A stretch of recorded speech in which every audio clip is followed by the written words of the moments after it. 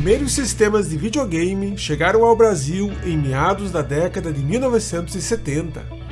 Nessa época, a maioria das crianças e jovens adolescentes ainda se divertiam basicamente com brinquedos e passatempos tradicionais. Era comum ver nas ruas das pequenas e grandes cidades os garotos jogando búlicas ou bolinhas de gude. Outros preferiam ir para um campinho de chão batido perto de casa para uma partida de futebol. Havia também aqueles que gostavam de empinar pipa, andar de bicicleta, pular corda, entre muitas outras infindáveis formas de diversão. Com a inauguração das primeiras casas de fliperamas e a chegada dos famosos clones de pongs domésticos, sendo o mais conhecido fabricado pela marca Philco Ford, o público brasileiro começa a ter seu primeiro contato com os videogames. Mas só a partir dos anos 1980 é que eles começam a se tornar realmente populares, com o lançamento de consoles e jogos como o Odyssey 2, o Atari 2600 e uma grande diversidade de clones do sistema VCS. No final desta década, a chegada dos sistemas Sega e dos clones do Nintendo 8-bits solidificaram a cultura dos jogos eletrônicos. Contudo, a popularização dos videogames em território nacional também se deve ao surgimento de publicações periódicas cujo legado é inegável. Elas ajudaram a desbravar o mercado de games no Brasil e a criar uma nova geração de jogadores. É nesse cenário que surge a primeira revista especializada em videogames no Brasil, a Odyssey Aventura. Nas suas páginas, poderíamos ver lançamentos do console da Philips. A Odyssey Aventura era uma revista diferente de tudo o que já havia sido feito antes no Brasil, pois era especializada na novidade do momento, os videogames. Ela era colorida, cheia de ilustrações e com conteúdo atrativo. Ali o leitor encontrava notícias sobre os últimos lançamentos, breves análises de jogos, dicas e truques, além de entrevistas com jogadores. Infelizmente, ela foi pouco divulgada, já que a distribuição era restrita aos donos do console Odyssey no Brasil. Outra publicação a iniciar sua distribuição no mesmo período é a revista Micro e Vídeo. Com sua primeira edição em novembro de 1983, a publicação mensal da editora Fonte se tornou um meio de divulgação de novos jogos, em especial daquilo que era a febre do momento, o sistema Atari. A revista também veiculava artigos e informações sobre computadores, cinema, música e videocassete. Com o passar dos anos, as revistas brasileiras que abordavam o tema videogames começaram a refletir o enfraquecimento do mercado de consoles de segunda geração no Brasil. Pouco a pouco, a popularidade dos jogos eletrônicos enfraqueceram por aqui. Até que no final dos anos 1980 surgiria uma nova onda, os sistemas de terceira geração ou os 8-bits. De repente, tudo estava lá novamente, novos clones, cartuchos e locadoras. Mas foi apenas no começo da década de 1990 que os novos sistemas Sega e Nintendo estouraram em vendas. Foi também nesse período que as revistas mais marcantes dos videogames surgiriam por aqui. E para começar, vamos falar de uma das mais bem-sucedidas, a revista Ação Games. No ainda lento mercado dos videogames brasileiro, um nome se destacou como um farol tanto para jogadores casuais quanto para os mais entusiastas, a revista especializada Ação Games. Inicialmente com uma diagramação voltada a crianças e adolescentes, conteúdo perspicaz e dedicação em cobrir todas as coisas relacionadas a videogames por aqui, a Ação Games consolidou seu lugar como uma das mais importantes fontes de informações para a comunidade de jogadores no Brasil. Com o crescimento do mercado de videogames, a popularização dos clones do Nintendo 8-bits e a chegada da Sega por aqui através da Tectoy, a audiência brasileira clamava por notícias e informações especializadas. Percebendo isso, a revista esportiva publicada pela Editora Abril com o nome de Semana em Ação viu o aumento do interesse do brasileiro por videogames como uma oportunidade de vendas extras, e assim passou a dedicar um espaço nas suas páginas para falar sobre novos jogos, sistemas e acessórios. Com o grande sucesso da seção dedicada aos videogames, o jornalista Marcelo Duarte passa a idealizar um especial que deveria ser vendido como parte da revista mãe Semana em Ação. Com esse ideal em mente, uma equipe é formada. O redator-chefe Alfredo Gava se junta a Álvaro Almeida, tendo como repórter Roberto De Luca e a edição a cargo de Regina Gianetti. A nova equipe coloca as mãos na massa e dão início ao trabalho de produção de uma revista inteirinha voltada aos games. Essa primeira edição foi publicada em dezembro de 1990, com a nostálgica capa, Tartarugas Ninjas e os melhores jogos de cinema. Veja o que dizia a carta de boas-vindas escrita pelo editor de redação, Marcelo Duarte, na primeira edição do especial. Quando criamos a Semana em Ação há 4 meses, percebemos que o interesse da moçada pelos videogames crescia espantosamente no país. Calcula-se que hoje já existem 600 mil consoles por aqui, num total de 40 milhões no mundo todo. Por isso, a cada edição, passamos a dedicar um grande espaço para falar dos lançamentos, de novos acessórios e ajudar você a enfrentar os jogos mais difíceis. O sucesso foi imediato. Telefonemas e cartas que chegavam à redação nos fizeram ir aprimorando a sessão. O passo seguinte só poderia ser mesmo essa edição especial. É a primeira dedicada exclusivamente a games publicada no Brasil, cheia de dicas, segredos e tudo que está rolando no exterior. Então ponha seu joystick de lado, tire os óculos 3D e mergulhe nessa revista. Você vai se divertir.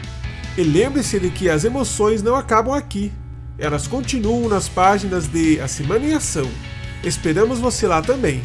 Marcelo Duarte, Semana em Ação Games, dezembro de 1990. Com muitos elogios, falatório boca a boca entre vizinhos e no intervalo escolar, e uma boa procura, havia certa expectativa se uma publicação voltada aos videogames, aparelhos muito caros na época, vingaria no mercado editorial brasileiro. Infelizmente, a revista esportiva mãe não duraria muito, sendo extinta no primeiro semestre de 1991. Será que as edições experimentais sobre videogames morreria junto? Certamente que não.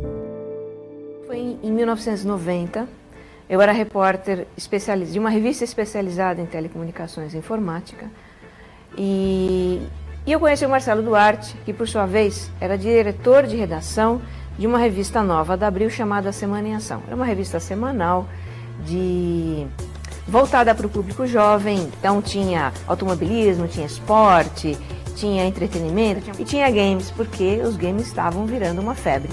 E o Marcelo me convidou para fazer um especial sobre videogames, já que os videogames realmente estavam assim em ebulição, estava todo mundo atrás de informação e não tinha.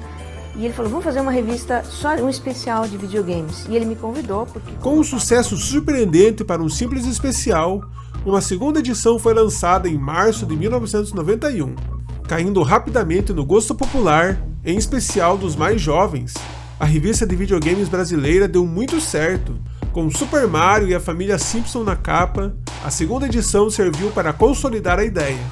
Como as palavras em destaque no título eram Ação e Games, a publicação naturalmente passou a ser chamada de Ação Games já na segunda edição do especial. Com todo o sucesso do especial sobre games e depois de algumas reuniões, a editora Abril decidiu pelo lançamento de uma revista independente. A partir da primeira edição da nova revista, publicada em maio de 1991, o logo da editora Abril deixa de aparecer na capa do periódico. A revista agora passa a compor o segmento da Editora Azul, uma espécie de subsidiária do Grupo Abril, voltada para assuntos mais de nicho. A Editora Azul passa a publicá-la mensalmente a partir dessa data, com o título, agora oficial, Ação Games. Veja o que dizia a seção Start da primeira edição da revista. Temos duas boas notícias para você, leitor. A primeira é que a sua Ação Games, a partir desse número, passa a ser mensal. Isso mesmo, ela estará nas bancas todos os meses, trazendo as novidades, as super estratégias e as matérias especiais que você quer ler. A segunda boa notícia é que a revista passa agora a ser produzida pela Editora Azul, uma empresa que está no pique das publicações especializadas como a nossa Ação Games. Sucesso desde o primeiro número, a revista está entrando numa nova fase e mais do que nunca sua participação é importante. Você tem um truque radical? Gostaria de ser piloto de uma super estratégia? Então escreva para a gente, mostre que você é um verdadeiro fera. E vamos curtir a nossa Ação Games agora com Continue Infinito, Ação Games maio de 1991. A partir de agosto de 1992, a revista deixaria de ser mensal, para se tornar uma publicação quinzenal.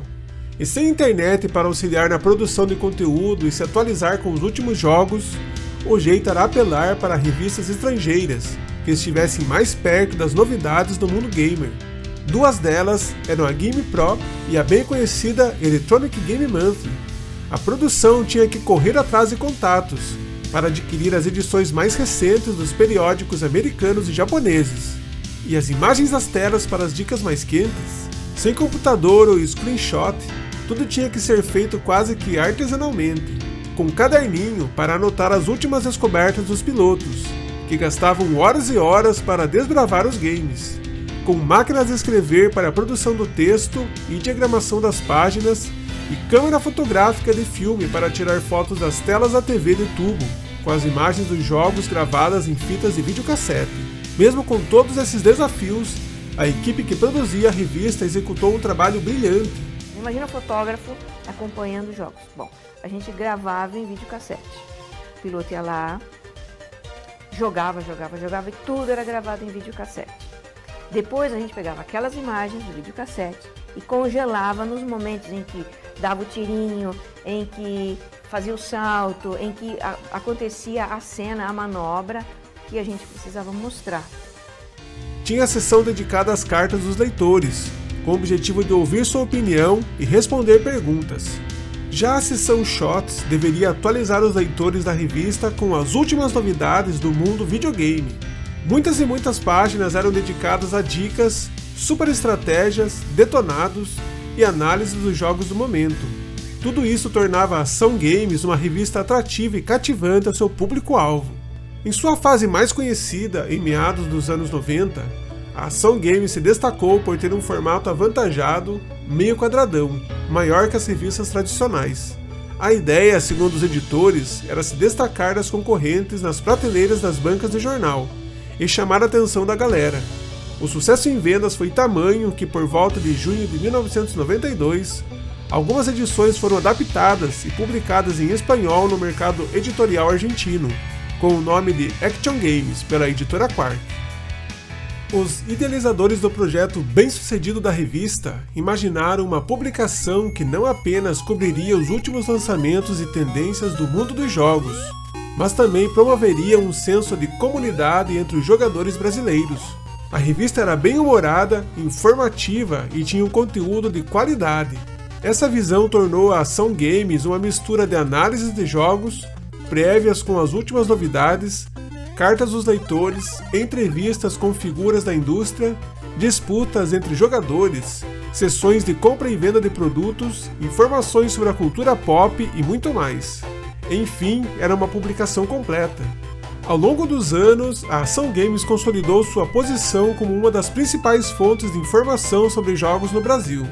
Seu impacto se estendeu além de apenas críticas e notícias, pois a revista desempenhou um papel crucial na formação dos gostos e preferências de toda uma geração de jogadores. À medida que o cenário brasileiro de jogos cresceu, a Ação Games buscou crescer junto com os jogadores. Já próximo à virada do milênio, a publicação voltou a ser produzida pela editora Abril, ganhando uma reformulação mais teen. Agora a Ação Games pretendia satisfazer os gostos de uma audiência mais velha e madura. A influência da revista não se limitou à página impressa. A Ação Games também organizou eventos, competições e encontros de jogadores, fortalecendo ainda mais o senso de comunidade entre os gamers brasileiros. Servia como um ponto de encontro, onde os jogadores poderiam compartilhar suas paixões, discutir estratégias e fazer amizades duradouras. Embora a revista tenha deixado de ser publicada regularmente depois de janeiro de 2002, seu legado continua a prosperar na cultura de jogos brasileira. A Ação Games deixou uma marca indelével no cenário de jogadores no Brasil, servindo de referência para muitos que cresceram lendo suas páginas e absorvendo suas percepções. A Ação Games ocupa um lugar especial no coração dos jogadores brasileiros, e à medida que a indústria de jogos continua a avançar, o legado da Ação Games serve como um lembrete do poder de uma mídia para unir e inspirar uma comunidade de indivíduos apaixonados. Muito obrigado por assistir a mais um episódio do canal História dos Videogames. Gostou do vídeo? Deixe seus comentários e até o próximo!